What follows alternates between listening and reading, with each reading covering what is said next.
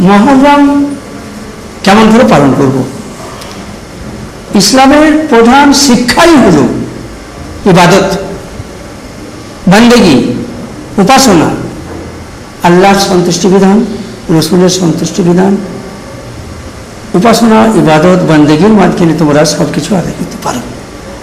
কারণ আমরা দেখেছি ইসলামের যতগুলি অনুষ্ঠান হয় সেখানে সবই ইবাদতের মাধ্যমে অনুষ্ঠিত হয়ে থাকে, সব ইবাদতের মাধ্যমে হয়ে থাকে। তোমরা নামাজ পড়ো, রোজা রাখো, দান খয়রাত করো, সালসাবিল করো, মানুষের পাশে দাঁড়াও, গরিবের পাশে দাঁড়াও, এতিমের পাশে দাঁড়াও, দুঃখীর পাশে দাঁড়াও, মানুষকে ভালোবাসো। ইসলামের এই প্রধান শিক্ষা তার প্রতিটি উৎসবকে আমাদেরকে শিখিয়ে দিয়েছে তোমরা মানুষকে ভালোবাসো। যখনই তোমরা উৎসব করবে, যখনই তোমরা কোনো পরব করবে, যখনই কোনো জিনিসকে তোমরা মানাবে, তখনই প্রথমে প্রত্যেকটা মানুষকে আপনার কাছে টেনে নিয়ে ভালোবাসা দিয়ে জয় করে নিয়ে তোমরা উৎসব পালন করো।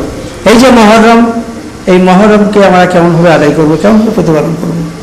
এই মহরমের 10 তারিখে যেমন আজকে রাতটা হচ্ছে যেমন আশুরা রাত, আজকে রাতে ইবাদত আছে, নামাজ আছে, রোজা আছে, দান সৎকা আছে, খয়রাত আছে। যদি সত্যি ইমাম হোসেনকে আমরা ভালোবাসি তাহলে এই সুষ্ঠু আচার বিচারের ভিতর দিয়ে আমরা এগুলো আদায় করব। কোনো আনন্দ উৎসব নয়, 10ই মহরম কোনো আনন্দ উৎসব নয়, এ এক শোকের মাস, এক বিরাট শোক, যে শোকের কথা ভাবতে গেলে শরীর শিউরে ওঠে যে কেমন করে তারা জীবন দিয়েছিলেন।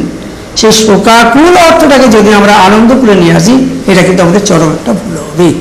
এটা কিন্তু মহরম কিন্তু কোনো উৎসব নয়, পরব নয়। যারা আজকে পরব মনে করে তারা কিন্তু ভুল মনে করে।